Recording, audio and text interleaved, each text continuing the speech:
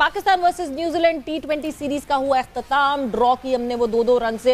And let me tell you, अगर वो बारिश ना होती तो शायद 3-1 से हम हार जाते वो सीरीज, बिकॉज जिस तरीके से न्यूजीलैंड ने हमारी कंडीशंस का फायदा उठाया, हमारी कंडीशंस में ऐसे खेला जैसे वो अपने होम में खेल रहे थे, तो मुश्किलात और ज्यादा बढ़ जाती है हमारे लिए। बट यस, डिस्कशन मैंने और फैसल ने काफी डिटेल में की है, मगर अब हमारे साथ ज्वाइन इन कर रहे हैं हमारे अपने लाला शाहिद खान आफरीदी। खुशामदीद कहते हैं उनको। लाला, अस्सलाम वालेकुम and welcome to the show. वालेकुम सलाम Savera, how are you? Faisal, अस्सलाम वालेकुम, कैसे हैं आप लोग? ठीक है, वालेकुम सलाम शाहिद भाई, welcome to the show, nice to hear from you.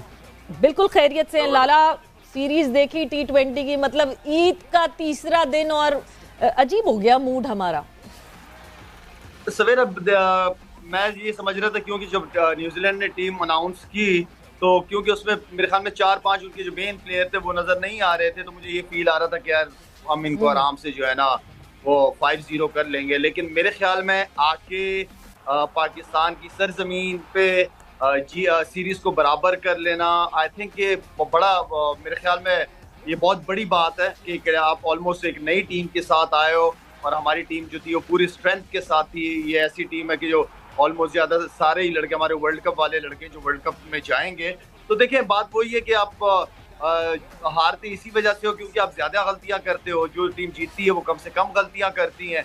लेकिन आई थिंक न्यूजीलैंड ने जिस तरीके से खेला है, मेरे ख्याल में मैं उम्मीद नहीं कर रहा था कि हमारी इतनी तगड़ी बॉलिंग लाइन जो है हमारी, और उसके बावजूद हमने इतने रन करवा दी। जो अगर लास्ट मैच की बात करें तो मेरे ख्याल में गलतियां बहुत हुई, हमसे फील्डिंग में गलती हुई है।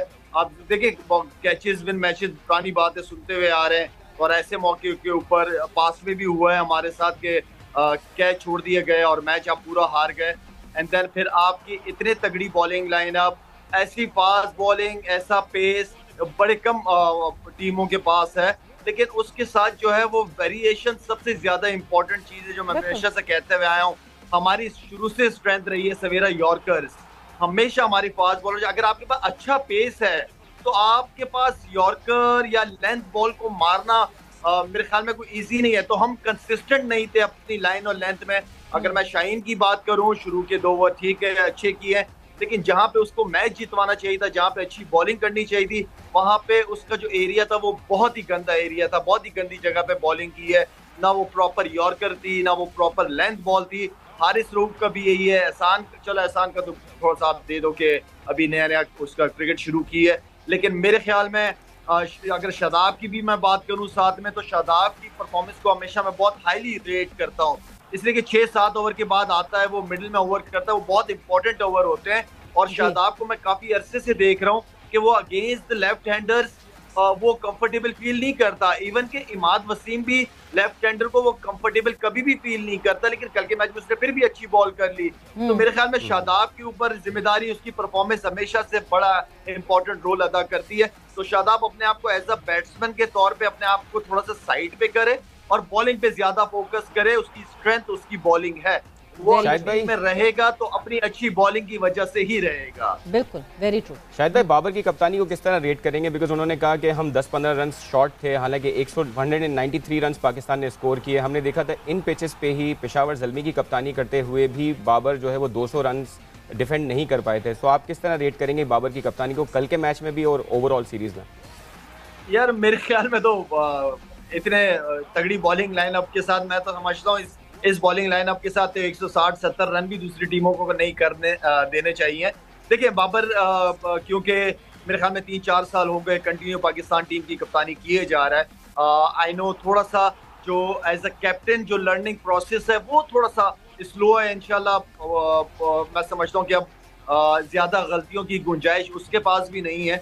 अगर कल की बात करें या उससे पहले की मैच की बात करें, तो मेरी बाबर से बात हुई थी कि बैटिंग ऑर्डर जो इफ्तिखार 8वें नंबर पे आया था, तो उससे मेरी यही बात हुई थी कि आपके जो जेन्युइन बैट्समैन है उन्हें मौका दें, उनको ऊपर खिलाएं और ताकि उनके पास ओवर्स हो।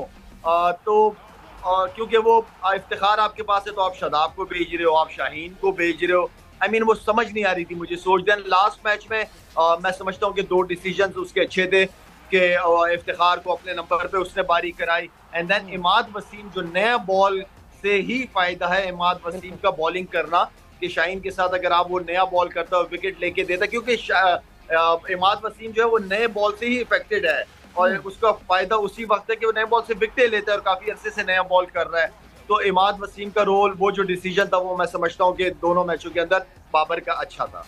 बट लाला, एक सबसे बड़ा मसला जो कल भी दिखा मैच के दौरान, जिस पे बहुत ज़्यादा बात भी हुई, एक तो हम ठीक है जो जब इफ्तिखार को नीचे भेजा था तो बाबर ने ये रीज़न दी कि हम डेटा की क्रिकेट खेल रहे हैं, हम मैचअप्स पे काम कर रहे हैं। मगर कल उस मैचअप का क्या हुआ जहां मिडिल ओवर्स में जो है वहां हमारा हर बॉलर अगर पिट रहा था तो क्यों इफ्तिखार को इंट्रोड्यूस नहीं किया गया? इफ्तिखार जो कि रेगुलर बॉलिंग कर रहे हैं इस सीरीज में, उनको क्यों नहीं इंट्रोड्यूस किया गया? एंड देन दूसरी एक और चीज़, इतने गैप्स, आप अगर अपने बॉलर्स को कह रहे हैं कि फुल लेंथ बॉलिंग करनी है, इतने गैप्स फील्ड में, इतनी बड़ी बड़ी पॉकेट्स, पिंडी का ग्राउंड कोई बड़ा नहीं है, उसके बावजूद इतनी बड़ी बड़ी पॉकेट्स के चैपमैन और नीशम को मसला ही नहीं हुआ कोई।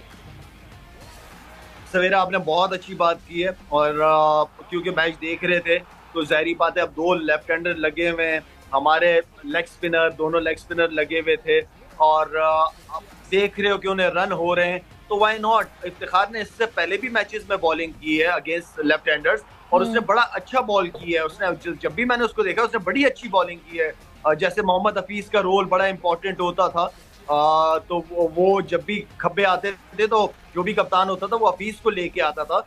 और मेरे ख्याल में देखें, कॉन्फिडेंस देना चाहिए। इफ्तिखार जो है वो आपका, मेरे लिए तो ये भी हैरत की बात है कि इफ्तिखार जैसे प्लेयर वनडे स्क्वाड के अंदर नहीं है, क्योंकि वो एक ऐसा प्लेयर है इस नंबर पे जो हिटिंग भी करता है, जो सेंसिबल इनिंग खेलता है, इनिंग को बिल्ड करता है, जहां जरूरत होती है सिंगल डबल, जहां छक्के चौकों की जरूरत है वो खेलता है, बड़े जबरदस्त खेलता है। तो मेरे ख्याल में उसका, मेरे लिए हैरत है कि वनडे के अंदर वो लड़का नहीं है।